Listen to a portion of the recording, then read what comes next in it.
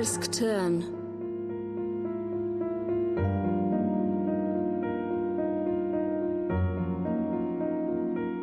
Immediately after traveling to Uralsk, Pushkin had his Boldin Autumn, Tolstoy Yasnaya Polyana, which was also a fruitful period.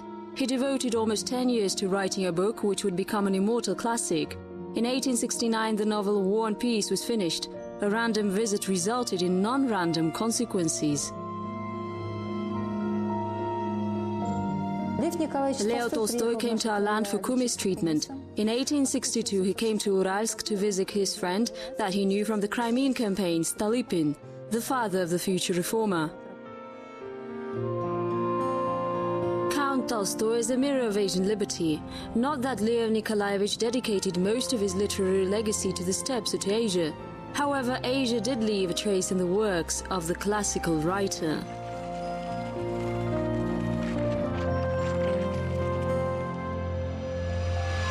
Chapter 1. As it happened. Why did it happen this way and not another? Because it did. Providence created circumstance, a genius took advantage of it, says the story. But what is providence? What is genius? Kumis was a fashionable drink in the middle of the 19th century. An object of modern medical research, it was developed and served to the patrons of St. Petersburg salons. On the 12th of May, 1862, Count Tolstoy set out on a journey from his estate Yasnaya Polyana. He was accompanied by a servant and 2 peasant boys. He fell ill. He had lung problems. He wrote in confessions that he had gotten ill and spiritually rather than physically, so he dropped everything and went to the steppe to breathe fresh air, drink kumis and live a more natural life. Perhaps the word that best describes his state of mind is disappointed. He lost interest in the new pedagogy methods that he had been so fond of, lost faith in the ideals of the time. The abolition of serfdom did not abolish slavery in Russia, and he was struggling to find other goals and ideals. He suffered another disappointment in love. He wasn't writing anything new. But every cloud has a silver lining, says the proverb Leo Nikolayevich strongly believed in. While being treated, he accidentally learned an interesting fact.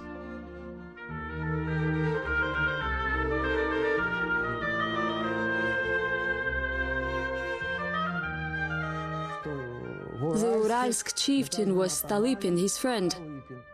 They fought together in the Caucasus. Both were captains of artillery, and he was very happy to reconnect. He didn't plan to go to Uralsk, but decided to visit his friend. A friend and a brother-in-arms, Count Tolstoy learned that his military friend was a chieftain not far from where he was staying, and of course he couldn't help but come. He stayed here for 3 or 4 days, but unfortunately little is known of his visit. It is known that in late July 1862 he was staying in the chieftain's house. The house and the writer. It is impossible to say exactly where Leo Nikolayevich was met, what they talked about, what they were doing, and how long Tolstoy was visiting his longtime friend. There was a sofa, a living room, a hall with awnings, a flower room, and Leo Nikolayevich walked around here. Лев Николаевич наверняка прогуливался вот по этой зале. Unfortunately, the entire archive, rumored to have contained minute-by-minute report of the writer's stay, was lost during the Civil War. He visited the summer house. We also know that Leo Nikolayevich visited the Cossack home. He met with the youth of the Akutin club, whose members were young officers fond of art and painting.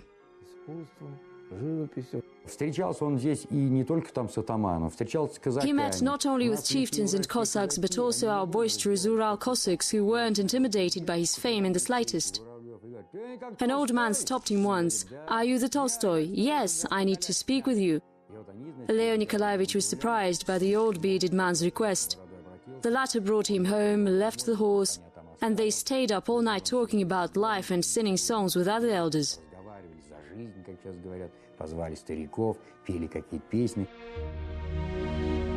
It can be assumed that in the distant Uralsk, Leo Tolstoy stayed true to his habits. Usually the writer would get up early, throw on a robe and go out to greet the dawn. Before breakfast he drank kumis, ate beshparmak and in accordance with local custom, he ate the meat with his hands. That was before he became a vegetarian.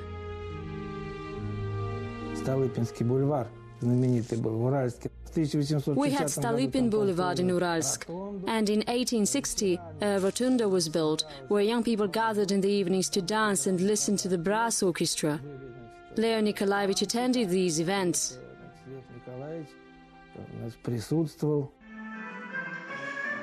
It is known that Leo Nikolayevich did not favor balls, considering himself a lousy dancer. He was known to be a connoisseur of feminine beauty, but never had much success with the ladies.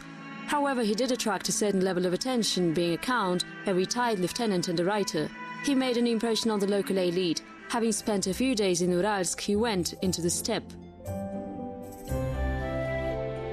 I live in a tent. I found a friend, Stolypin, who is now chieftain in Uralsk. I went to visit him and brought back a scribe, but I dictate and write little. All the works in which Leo Tolstoy mentions Uralsk were written much later.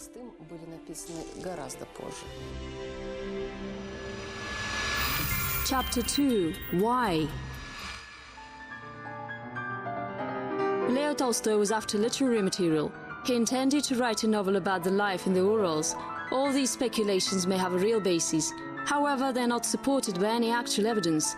Only 46 years after Ural holidays, when the writer was 80, he wrote a book called Why?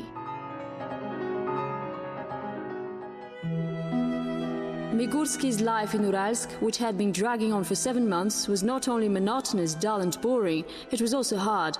With the exception of the battalion commander, whom he tried to avoid at all costs, he only had one acquaintance, an exiled Pole, who was a poorly educated, pushy and obnoxious man engaged in local fish trade.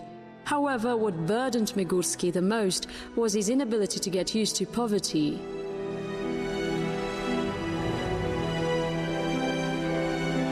The story of an unsuccessful escape attempt, a short novel only 24 pages long, but in order to write it, Tolstoy had to complete extensive research.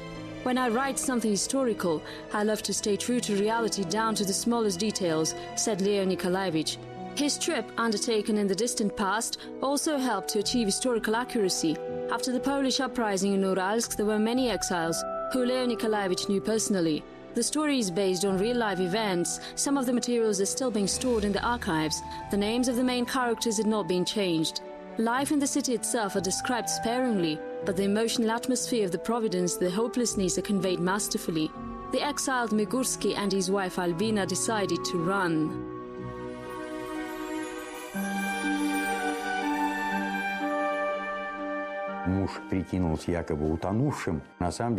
The husband pretended to have drowned. In reality, he was hiding in the house for a month while she wrote petitions to Orenburg and then St. Petersburg. Their children died, and she asked to be given their remains, made a big coffin and put her husband's bones there as well.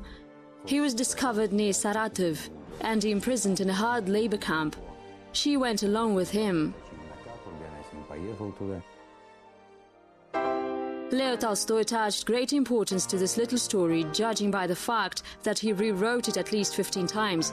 The idea of suffering for truth and dying for freedom stirred his spirit and manifested in the narrative of the Ural life. With all his soul, he loved the way of justice. He was the owner of deep thoughts. These are the words of the great Kazakh poet Shakarim.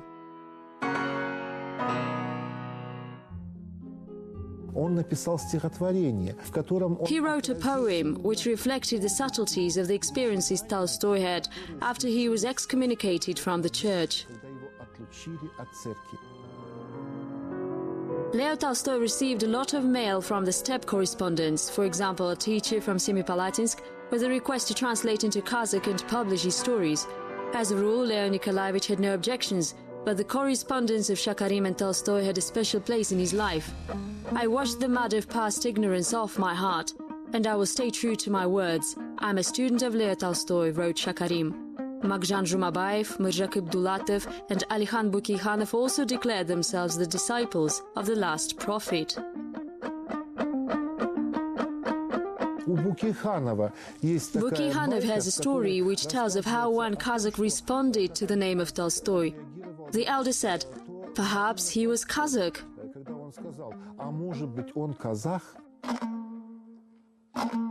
In the deep wilderness, sitting in a cozy yacht of a rich Kazakh, I told the elders about young Russian writers and in particular Tolstoy. The master of the house smiled and asked his wife to get a box in which he kept his archive. He pulled out a sheet of paper and handed it to me. It turned out that all Kazakhs knew its content, and while they didn't want to offend my story with suspicion, they nevertheless expressed their view that the Russian writers were probably not Russian, especially Leo Tolstoy. Surely they must all be Muslims. How can it be any other way? Who knows, maybe they are Kazakhs, said one old man.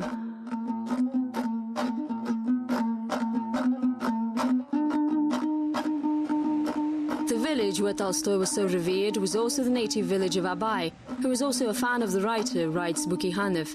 The master of the house is a classic of Kazakh literature, Shakarim and translator of Tolstoy. But all of this would come later, and back in the 1862, Leo Nikolayevich was not yet a prophet or the great guru of our time.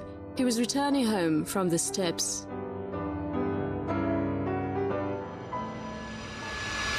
Chapter 3: To Change Life. Are you satisfied with yourself and your life? No, I hate my life, frowned Pierre. If you hate it so much, change it. And change it he did, as soon as he arrived. He finally proposed to Sonia Bess. For a long time he didn't dare. He was 34 and she was only 18, but this wasn't the reason. For a long time he couldn't bring himself to break the habit of an old bachelor, underestimating the chances and overestimating the risks. The last days of bachelor Leo Nikolayevich? Yes. When he left here in the summer of 1862 and returned to Moscow, he proposed and got married. And this is what he looked like at the time. Everything comes in time to those who wait. A quote from War and Peace. The vast Ural could have been the reason or maybe the last straw in a free-spirited but restless life of the writer. One way or another, in September 1862, almost immediately after his return, Count Tolstoy began a new phase of his life, both personal and literary.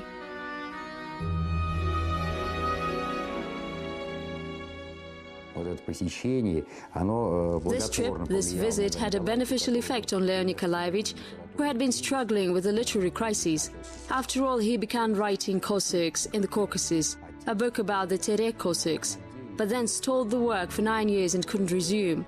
It was only after his visit here that he arrived at fresh ideas and finished his remarkable novel.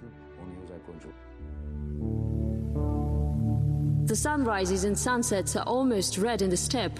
When it is windy, the wind carries heaps of sand. When it's quiet, as it was in the morning, the silence is uninterrupted by any movement or sound, which is particularly striking. This morning it was quiet and cloudy, the desert, despite the fact that the sun had risen. The area was deserted and seemed particularly soft. The air was still, and the only sound you could hear was the horses waking and huffing.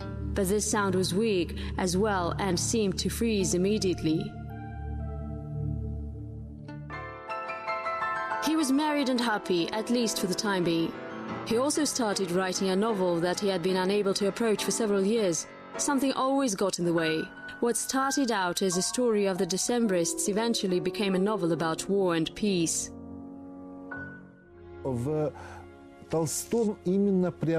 Tolstoy had a great understanding of war and its circumstances. He knew they could destroy all things artistic in a human being and cripple his identity. To him, the world was meant to be about liberty and freedom.